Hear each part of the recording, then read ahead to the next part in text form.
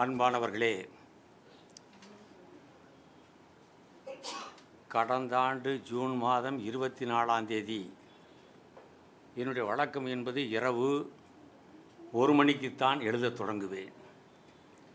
1 மணிலிருந்து 4 மணி வரைக்கும் எழுதுவது. அப்படி எழுதத் தொடங்குவதற்காக ஜூன் மாதம் 24ஆம் தேதி 1 மணிக்கு நான் எழுந்தபோது காலிடறி விழுந்து தொடையெலும்பு முறிந்து 2 மாதம் ராஜீவ்காந்தி மருத்துவமனையிலும் அப்புறம் தனியார் மருத்துவமனையிலும் சிகிச்சை பெற்று இதுவரைக்கும் எந்த நிகழ்விலும் கலந்து கொள்வது கிடையாது. கூட்டத்துக்கு கூப்பிடுவாங்க, போகணும்ல. ஆனால் இவன் எழில்முத்து இருக்கானே, இவன் ஜெயகாந்தனை அறிவதற்கு முன்பே ஜீவபாரதியை அறிந்தவன். அவள் வீட்டுக்கு நான் அடிக்கடி போவேன். என் கவிதைக்கு ஒரு பெரிய மரியாதை உண்டு. அப்போ கூட சொல்லிக்கிட்டு இருந்தார் என் கவிதையை.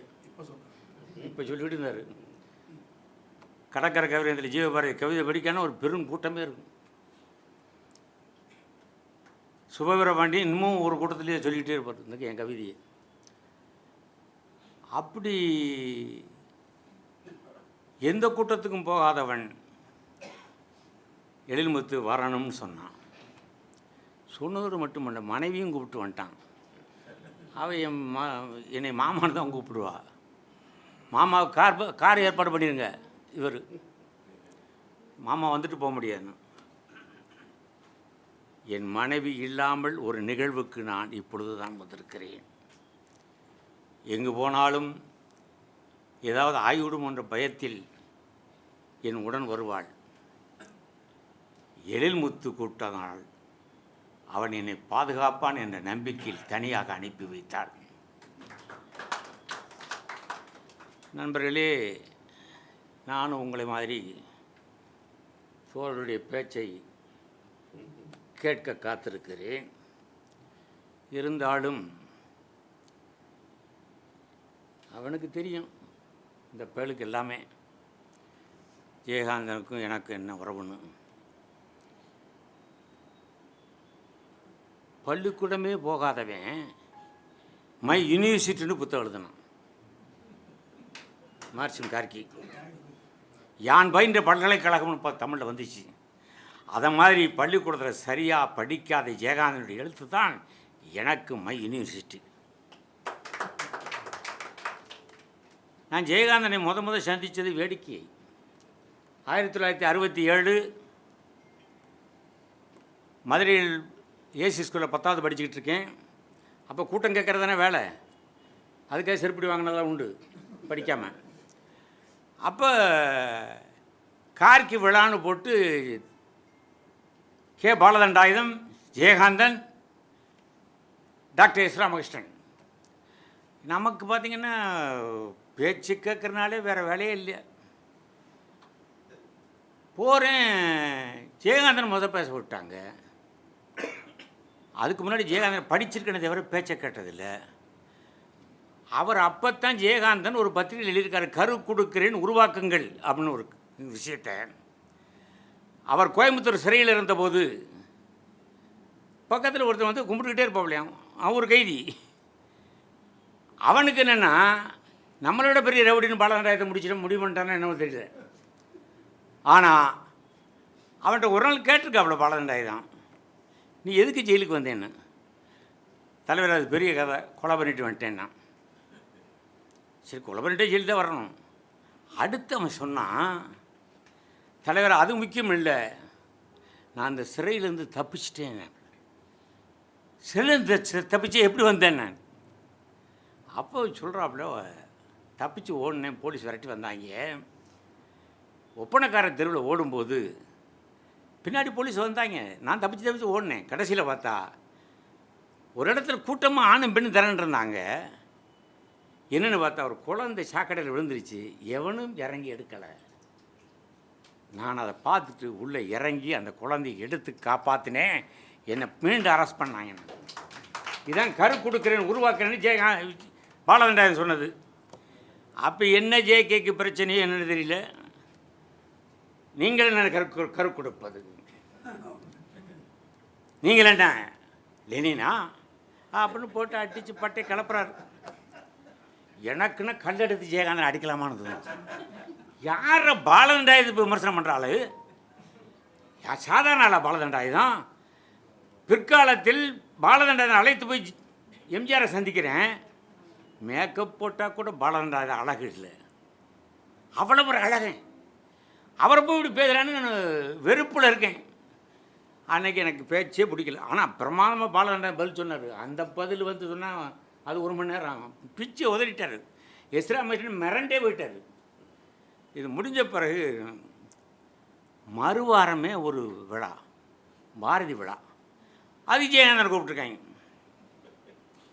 நமக்கு இந்த ஆள் என்னத்தையே பேசுவானே, இவன் பாண்டியனை குறை சொன்ன ஆளாச்சே, இப்போ பாரதியை குறை சொல்லிடுவானோ அப்படின்னு ஒரு பயத்தில் போகிறேன். பேச ஆரம்பித்தாருங்க.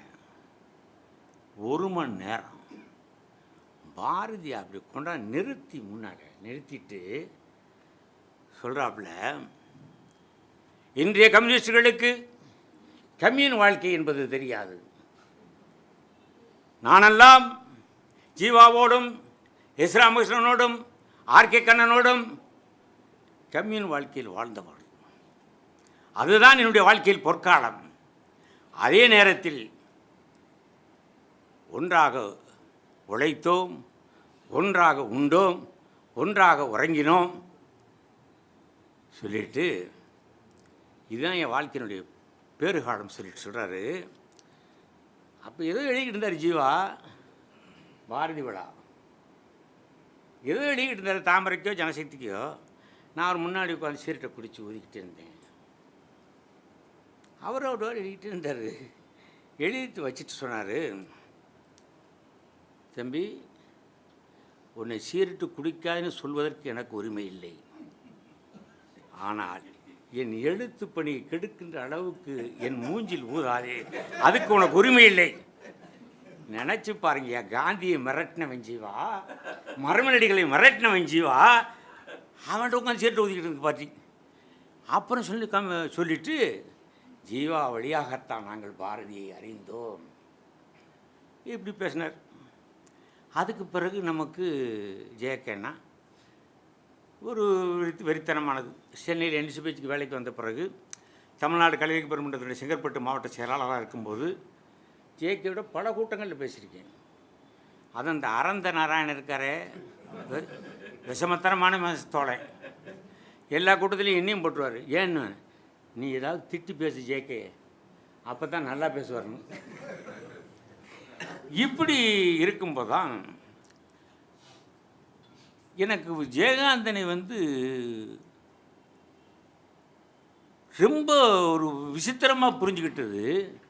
உலகப்பன் காலமும் கவிதையும் பாரதிதாசனை பற்றி ஒரு முழுமையான ஆய்வு எழுதி அதற்கு அணிந்துரை ஆர்கே கண்ணன் தான் எழுத வேண்டும். அவர் தான் பாரதிதாசனை சரியாக பார்த்த கம்யூனிஸ்ட் அப்படின்னு அவரை போய் பார்க்குறேன். அவர் சொன்னார், எனக்கு ஹார்ட் அட்டாக்கு, எனக்கு படிக்க முடியாது, நீ காலையில் ஒரு அத்தியாயம் படி, மத்தியானம் ஒரு அத்தியாயம் படி, மொத்தத்தையும் படித்தப்போ நான் எழுதுறேன்ட்டு. நான் போகிறேன். ஒரு நாள், உனக்கு ஜெயகாந்த வீடு தெரியுமான்னாரு. தெரியும். இந்த திருப்பூர்லேருந்து தியாகி ராமசாமி எனக்கு மாதம் மாதம் பணம் அனுப்புவார். அவர் அனுப்பலை, ஜெயகாந்தனை விட்டு ஃபோன் பண்ண சொல்லு அப்படின்னார். நான் எப்பயுமே ஜெயகாந்தை விட்டு தனியாக போக மாட்டேன், இவனை கூப்பிட்டு தான் போவேன். அப்பயுமே இல்லை. நான் வாட்டுக்கு பாடி ஏறிட்டேன்.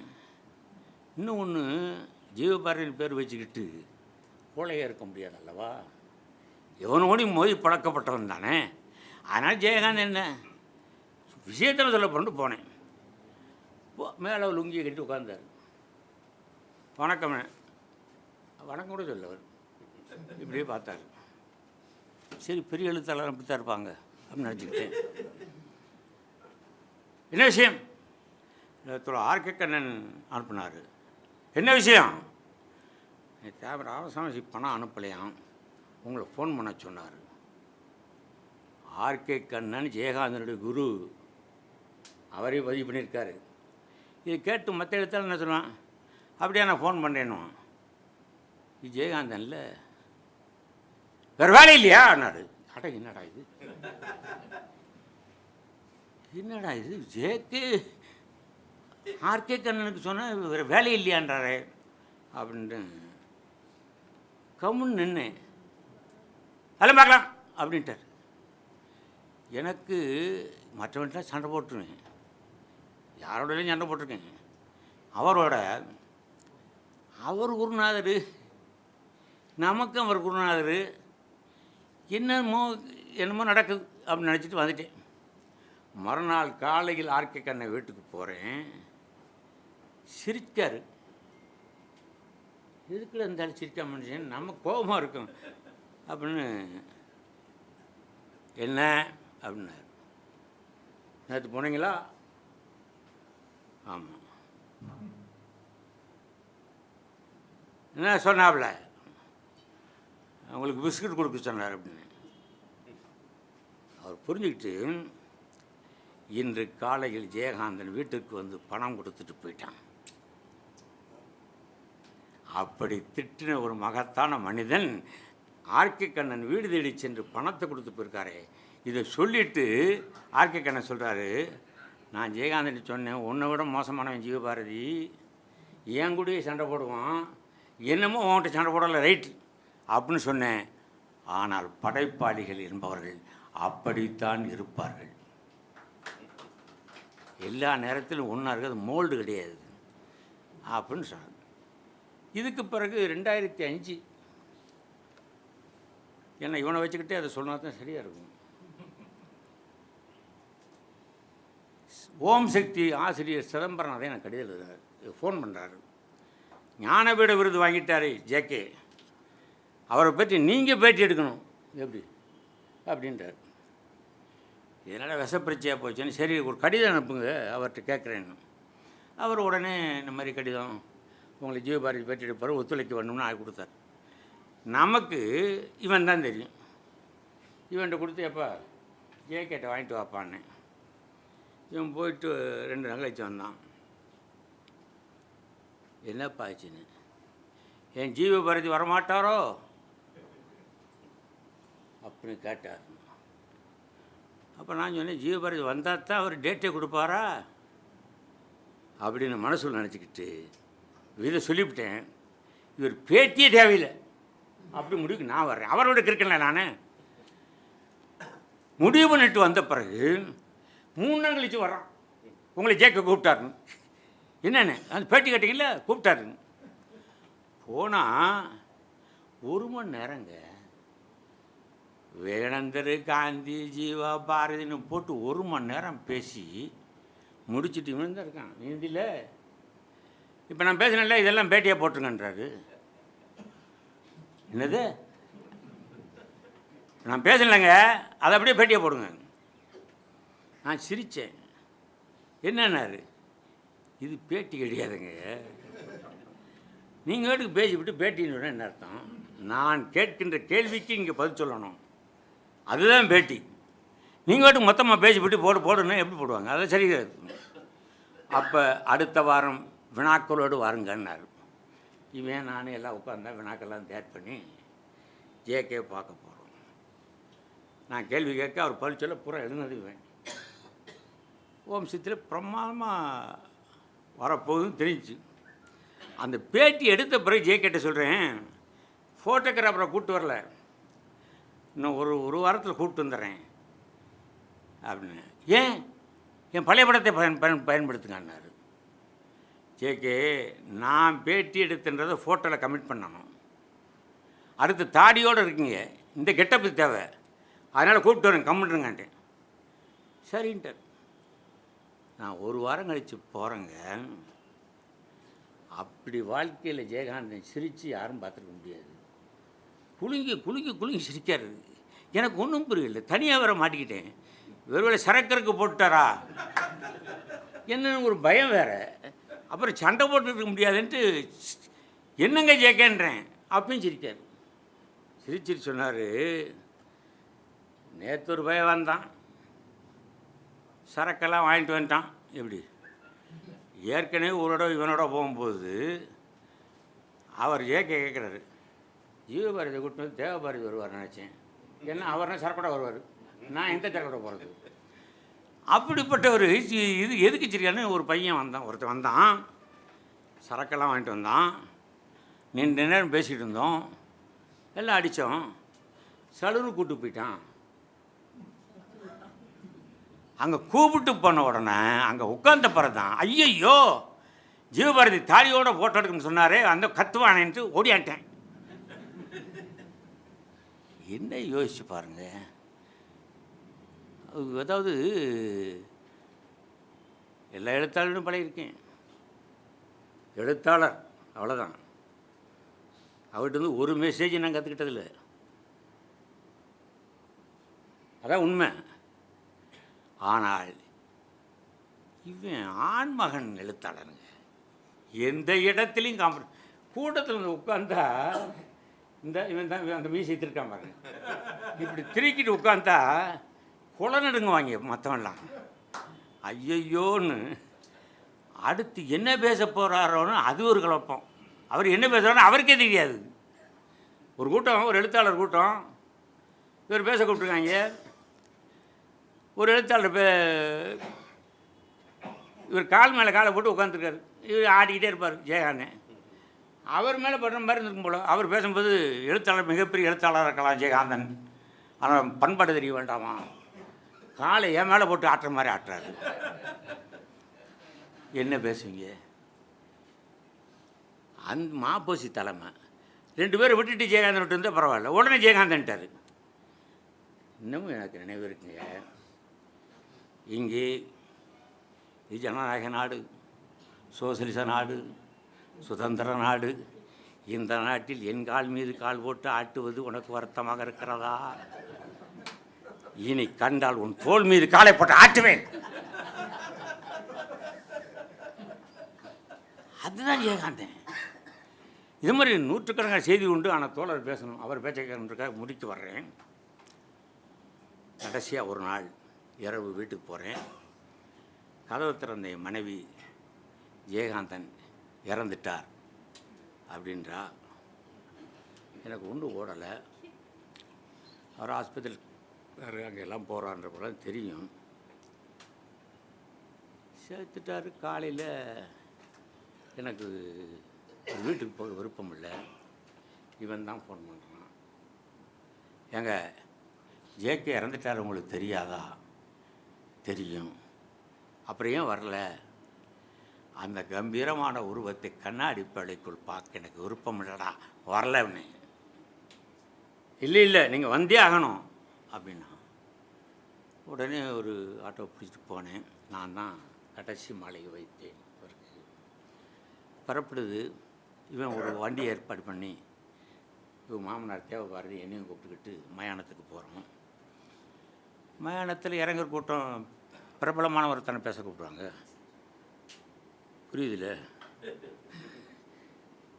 அவன் ஜெயகாந்தனையும் பார்த்துருக்க மாட்டான், ஆனால் அவன் தான் பேசுவான். ஏன்னா அவனுக்கு ஒரு விளம்பரம் இருக்குது. அப்புறம் கூட்டம் நடக்குது. நானும் தேவபாரதி இவன் நின்று ஒரு இடத்துல நின்று உட்காந்து நாங்கள் பாட்டுக்கு ஊர் கதையை பேசிகிட்டு இருக்கோம், ஜேகே பற்றி. பேசி முடித்த பின்பு வீட்டுக்கு வந்தேன். தூக்கமே வரல. என்னடா மனுஷன், சாவு எதிர்பார்த்துதான், ஆனால் எவ்வளவு ஒரு பாதிப்பை மனசில் உண்டாக்கியிருக்க மனுஷன். அப்படியே பிறட்டேன். பட்டுக்கோட்டை இறந்தபோது ஒரு கவிதை ஜெயகாந்தன் எழுதியிருக்காரு. அதில் கடைசியாக முடிப்பார், காலம் கவிஞனை கொன்றுவிடும், அவன் கவிதை காலத்தை வென்றுவிடும். அதவே மாற்றி ஜெயகாந்தனுக்கு காலம் ஜேகேயை கொன்றுவிடும், அவர் எழுத்து காலத்தை வென்றுவிடும். நன்றி, வணக்கம்.